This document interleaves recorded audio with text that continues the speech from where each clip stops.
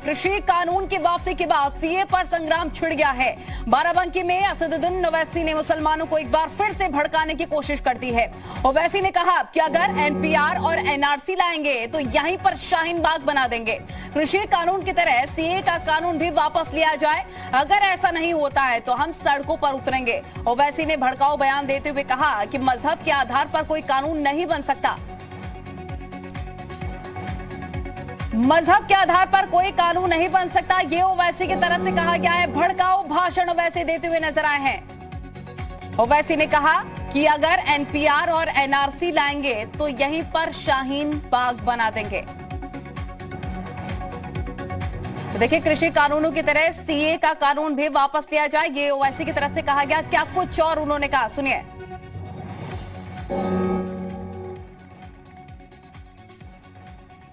तो देखिए, यूपी क्या शाहीन बाग बनेगा? क्योंकि ओवैसी की तरफ से जो बयान आया है उससे तो यही लग रहा है। भड़काऊ भाषण ओवैसी देते हुए नजर आए हैं।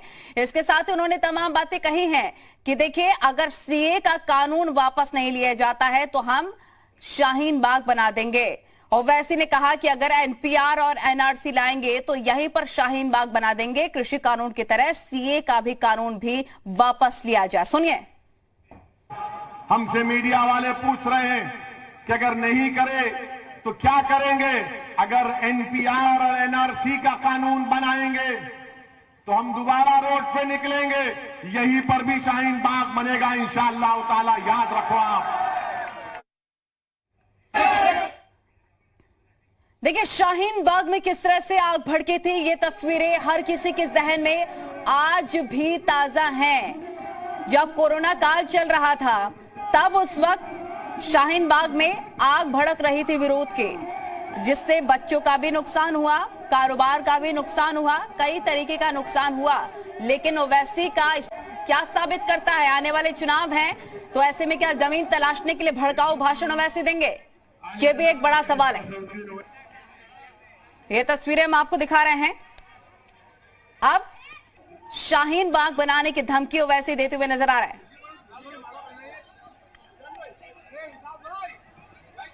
बैरूनी मुल्क जाना चाहता है काम करने के लिए, और अगर देखिए, हमारे दो गेस्ट तमाम बातचीत करने के लिए हमारे साथ जुड़ गए। हमारे साथ राजेश चौधरी जी जुड़ गए हैं, बीजेपी के प्रवक्ता हैं। तलहा रशीदी जी हमारे साथ जुड़ गए हैं, प्रवक्ता हैं राष्ट्रीय उलेमा काउंसिल के।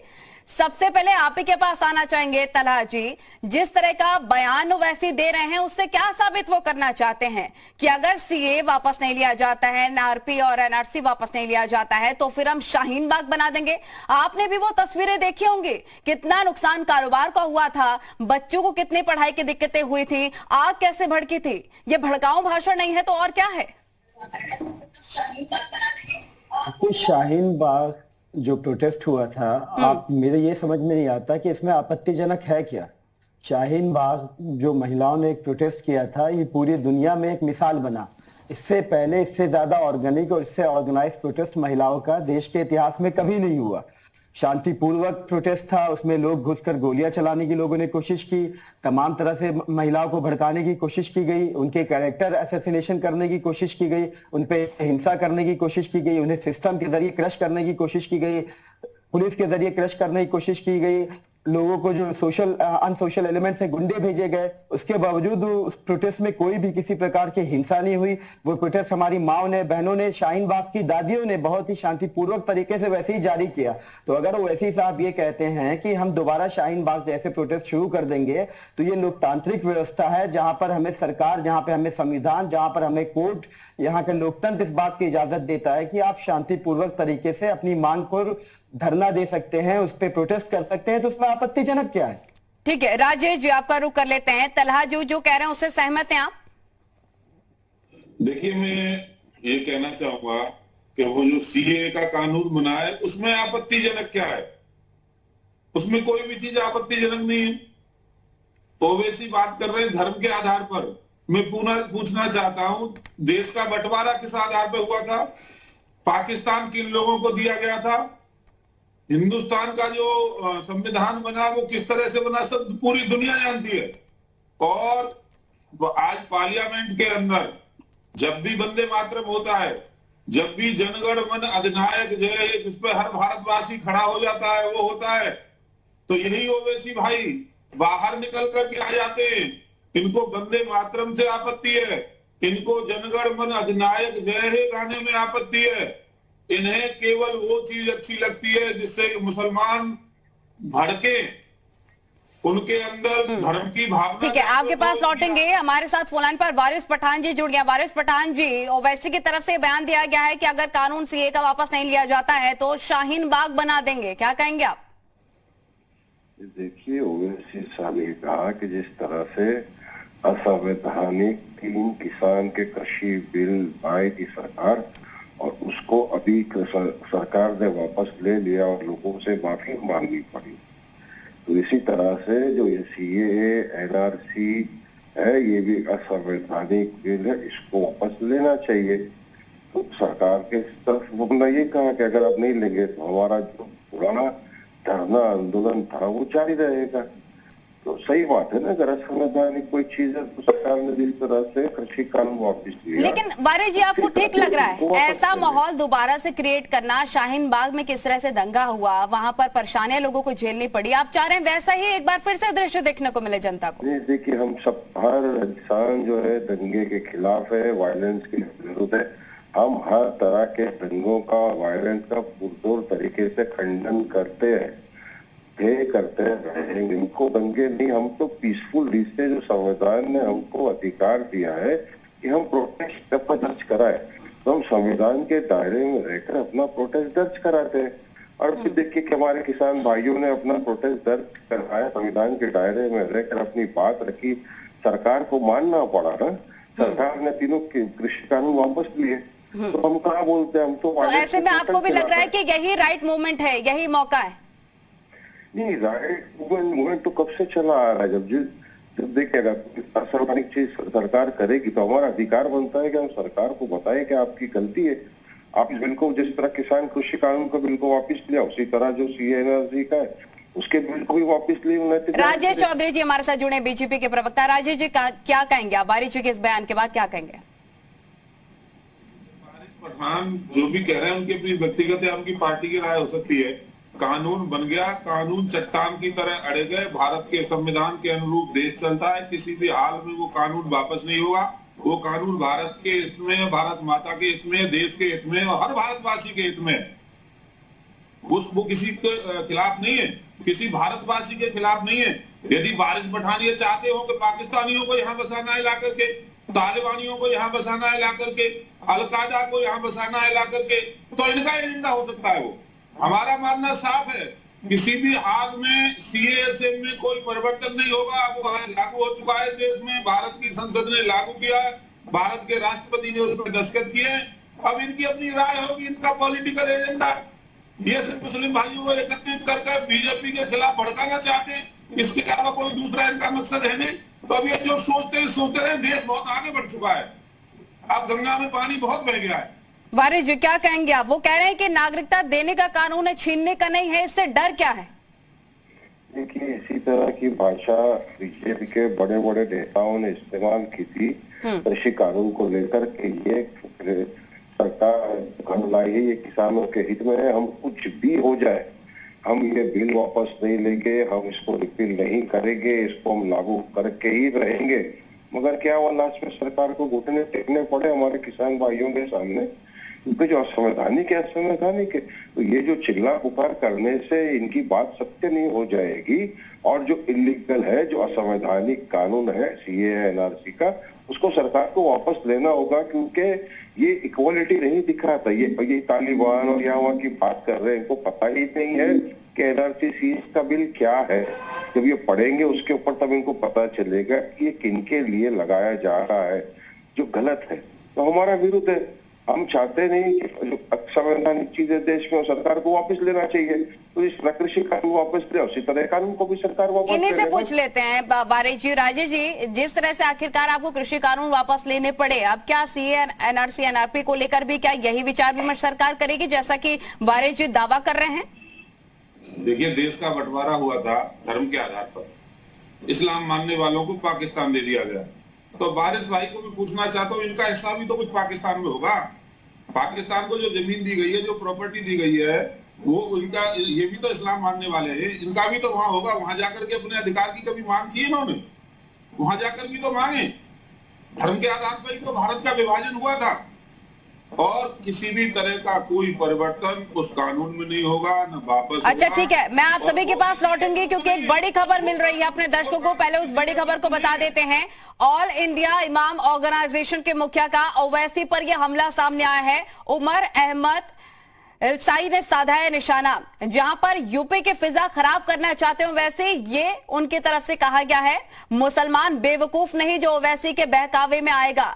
चीफ इमाम ओवैसी खुद नौटंकबाजी हैं, उन पर सरकार कार्रवाई करे, चीफ इमाम की तरफ से कहा गया है। बदलते भारत में समान नागरिक कानून आए तो बहुत बढ़िया है, चीफ इमाम की तरफ से कहा गया है।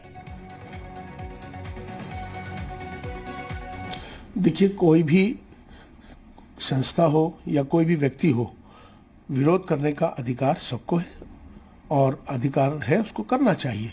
लेकिन अगर कोई आदमी इस तरह का कोई विरोध प्रदर्शन करके अपने ताकत को, उसको राजनीति इस्तेमाल करके उसका और उससे किसी के जज्बात को नुकसान पहुंचता हो या नफरत पैदा होती हो या सरकारी संपत्ति को नुकसान पहुंचता हो, तो मैं समझता हूं कि चाहे वो संस्था हो चाहे व्यक्ति हो, उसके खिलाफ सख्त कार्रवाई होनी चाहिए, और इतनी सख्त कार्रवाई होनी चाहिए कि आगे से कोई और न कर सके। ये सभी के लिए जिम्मेदारी है और हालात बेहतर बने इसकी फिक्र सबको होनी चाहिए। वारिस जी, चीफ इमाम की तरफ से जो कहा गया आपने सुना, उन्होंने कहा कि मुसलमान बहुत समझदार है, भड़कने वाला नहीं है। ओवैसी के बयान से क्या कहेंगे?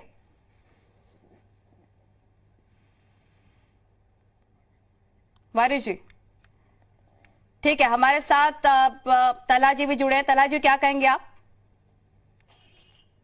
देखिए, इसमें ये उनकी अपनी राय हो सकती है, इमाम साहब क्या करें, सबको अधिकार है अपनी बातें रखने का। हमने आपसे साफ तौर पे कहा कि शाहीन बाग, एक आपने मुझे बल्कि इस बात का ऑब्जेक्शन भी है कि आपने कहा था शाहीन बाग में दंगे भड़के। शाहीन बाग में कभी कोई दंगे नहीं भड़के थे। दिल्ली राइट्स जब हुए उसके बावजूद शाहीन बाग का शांतिपूर्वक आंदोलन जारी था। शाहीन बाग का आंदोलन जो उठाया गया वो वहां के लोगों ने खुद कोरोना के मद्देनजर देश हित में, देश की जनता के स्वास्थ्य हित में पीछे लिया था। वहां कोई भी इस तरह की आपत्तिजनक चीजें नहीं। तो यानी कि तलहा जी, ऑल इंडिया इमाम ऑर्गेनाइजेशन के मुखिया के बयान को आप बिल्कुल तवज्जो नहीं देते हैं? भाई, मैंने ये लोकतंत्र, इमाम साहब खुद शुरुआत में कह रहे हैं कि लोकतंत्र में सबको हक हासिल है अपना अपना बयान देने। ओवैसी के बयान से कोई भड़कने वाला मुसलमान नहीं है, ये उन्होंने कहा। क्या कहने वाले? ओवैसी के बयान से कोई मुसलमान भड़केगा नहीं, मुसलमान समझदार है, ये उनकी तरफ से कहा गया है। बिल्कुल, मुसलमान किसी के बयान से बिल्कुल नहीं भड़केगा। देश का मुसलमान, प्रदेश का मुसलमान पूरे तौर पर समझदार है। उसे पता है कि उसे क्या करना है, उसके अधिकार क्या है, उसके राइट्स क्या है। उसे ये भी पता है कि उसे किस तरह से शांतिपूर्वक तरीके से लोकतांत्रिक तरीके से अपनी मांग को मंगवाना, उसके लिए धरना देना, उसके लिए प्रोटेस्ट देना है। ओवैसी याद दिलाएंगे कि शाहीन बाग की तस्वीरें ओवैसी, देखिए आप तलहा साहब, ओवैसी साहब ने कहा कि शाहीन बाग एक बार फिर से दिखा देंगे। तो ये क्या डायरेक्शन नहीं हुआ क्या? उन्हें याद दिलाने की कोशिश नहीं हो रही है क्या कि ये वाला रास्ता भी है, अपनाने की कोशिश करें? उस रास्ते में क्या बुराई है? लोकतांत्रिक रास्ता है, लोकतांत्रिक धरना प्रदर्शन था, देश का संविधान इजाजत देता है। राजेश जी जवाब दीजिए, तलहा जी के इस बयान पर जवाब दीजिए। आपकी बात कर रहे हैं, धार्मिक, ये कह रहे हैं कि दिक्कत क्या है, शाहीन बाग बनाने में दिक्कत क्या है? राजेश जी जवाब दीजिए। देखिए, कौन सा ऐसा इलीगल काम था जो शाहीन बाग के अंदर नहीं हुआ? सब जानते हैं। कोई बताए कौन सा एक भी लीगल काम बताए, कौन सा लीगल काम? चलाने वाले दुनिया के सारे इस्लामिक संगठन थे, जितने भी दुनिया में इस्लामिक संगठन काम कर रहे हैं वो उस आंदोलन को चलाने का काम कर रहे थे। और ओवैसी भाईजान तो ये चाहते हैं कि भारत में आग लगे, आग में झोंकने का काम इस देश को हो। उत्तर प्रदेश का चुनाव आ रहा है, ये सब मुस्लिम भाइयों की वोट के लिए राजनीति हो रही है, चाहे वो कांग्रेस है, चाहे वो सपा है, चाहे वो ओवैसी भाई है, कोई भी हो, केवल वोट के लिए कर रहे हैं। इनको आज याद आ रहा है जो चुनाव आना है उत्तर प्रदेश का, तो ये केवल ये चाहते हैं कि अशांति रहे, दंगा भड़के, लोग मरे और इनकी राजनीतिक दुकान चले, इनकी राजनीतिक रोटियां लाशों पे ही तो सेकी जाती हैं और दूसरा कोई काम नहीं है इनके अंदर। तो अब ये देखिए सब उपद्रवियों ने, ये हम जानकारी लगातार पहुंचा रहे हैं अपने दर्शकों तक कि क्या कुछ हुआ था जब शाहीन बाग जैसी तस्वीरें सामने आई थी। 5 करोड़ की संपत्तियों का नुकसान किया गया था, जितने भी उपद्रवी थे चौकियां फूंक दी गई थी, और तन्हा साहब आप कह रहे हैं कुछ हुआ ही नहीं था। कह रहा आप बताइए शाहीन बाग में क्या हुआ था? अगर हुआ था उपद्रवियों ने किया तो सरकार ने क्या कार्रवाई की शाहीन बाग के उपद्रवियों पे? शाहीन बाग का प्रोटेस्ट नहीं, मुस्लिम वोट बैंक को साधने के लिए यही एक रास्ता नजर आ रहा है क्या आपको? जारी रहा वहाँ पे पत्रकारों को मारा गया, देश के चौथे स्तंभ को अंदर नहीं घुसने देते थे क्योंकि अंदर की पोल खुलती थी। जनता पार्टी के जो हमारे यहाँ पे बुद्धिजीवी हमारे बैठे हुए हैं, इनसे सवाल कीजिए कि लगातार यहाँ पे धार्मिक उन्माद की बात करते आ रहे हैं। इन्होंने कहा कि तालिबानी और पाकिस्तानियों को बसाना चाहते हैं। ये बिल पढ़े, सीए एनआरसी में इनकी सरकार खुद कह रही है कि हम तालिबान और पाकिस्तान के लोगों को बसाना चाहते हैं यहाँ पर सिटीजनशिप देकर, तो हम बसाना चाहते हैं कि इनकी सरकार खुद। अच्छा ठीक है, तन्हा जी बहुत शुक्रिया जुड़ने के लिए, राजेश जी बहुत शुक्रिया बातचीत करने के लिए, हमारे साथ तमाम गेस्ट जुड़े थे, आप सभी का बहुत बहुत शुक्रिया।